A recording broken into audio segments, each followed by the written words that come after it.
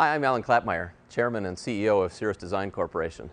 Today we want to review for you our concept of a personal jet. We're also going to update you on the status of the program. And of course, personal jet is the definition that we really need to talk about. As many of you know, owning and operating Cirrus SR-22s, our concept has always been, how do we make an airplane easy to operate? How do pilots like you and I feel comfortable flying this airplane? But what we really want is more than an SR-22, more than the other piston airplanes or perhaps piston twins that you might be flying. We want to go higher, we want to go faster, we want to fly further.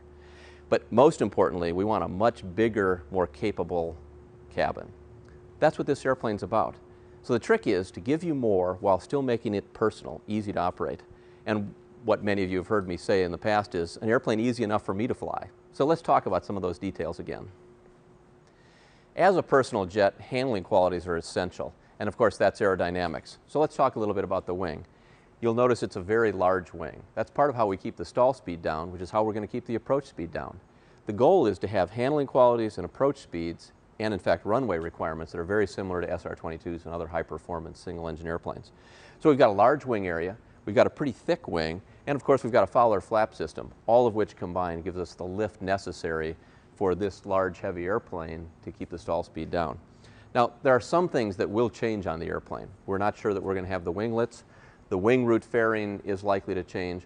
But with all the work we've done, starting with computational fluid dynamics up through wind tunnel testing and the imminent flight of the first airplane, we really do feel we've got the aerodynamics buttoned down pretty well. Let's continue our review by talking about the philosophy of the single-engine concept. It's a Williams FJ33-19, and of course the placement of the engine was really important, in fact critical to making this whole airplane work. We had looked at putting the engine inside the fuselage, we'd looked at below, we'd looked at asymmetric pod mounting to the side, but in the end we chose this location in a nacelle on top of the airframe. There's a number of advantages to this location. First of all, it's very clean and simple. It's great for maintenance, it's great for accessibility. From a certification point of view, always a big risk, is it gives us a clean fuselage structure for analysis and testing. But it does have some disadvantages. What do you do about thrust line? What do you do about the nose down moment that this creates?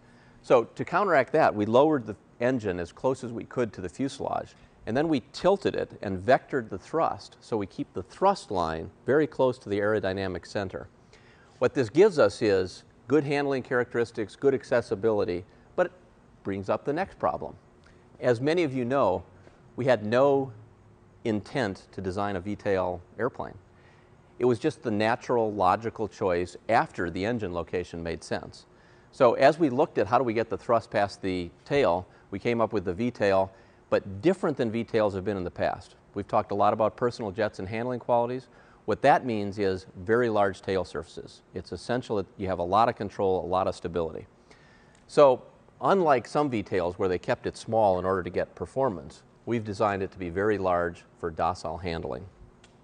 Now, of course, we do get interesting comments about the VTOL. One of the ones I get a big kick out of is, are we going to burn the tail off? No, you don't need to worry about that. The structure of the VTOL is also not a question. Whether the tail is lined up vertically and horizontally or in a V, it all has to take the same amount of loads.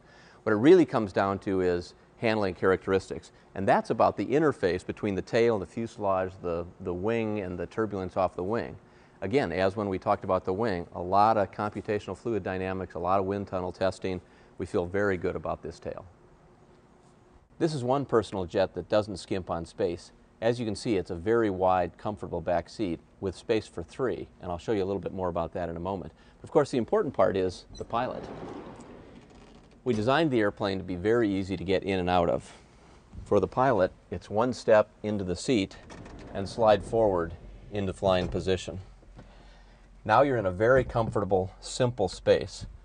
Terrific visibility. We've kept the glare shield low, we've pulled the windows back around your shoulder, and everything, as in the current airplanes, falls to hand. We've talked about an airplane that's comfortable, it's large, it's easy to get in and out of, but importantly, it's flexible. When you have three people sitting shoulder to shoulder on this back seat, you do tend to feel a little bit close from a personal space point of view. So one of the unique characteristics of this airplane is that the middle seat slides, allowing the middle seat passenger to have shoulder room. It's unbelievable the difference that that little detail makes. We've sat in this airplane in this mock-up for hours discussing changes to the design, and the time flies by when you've got this much space. Of course, by sliding the seat back even further, you then have access to the jump seats, which are designed for very small stature people, think children, but does give that, again, additional flexibility. You can carry 7 people in this airplane. Take your whole family, take 2 couples, take a lot of baggage, and go the distance. We'll have more information for you coming in the future, and we will continue to update you on the progress of this airplane.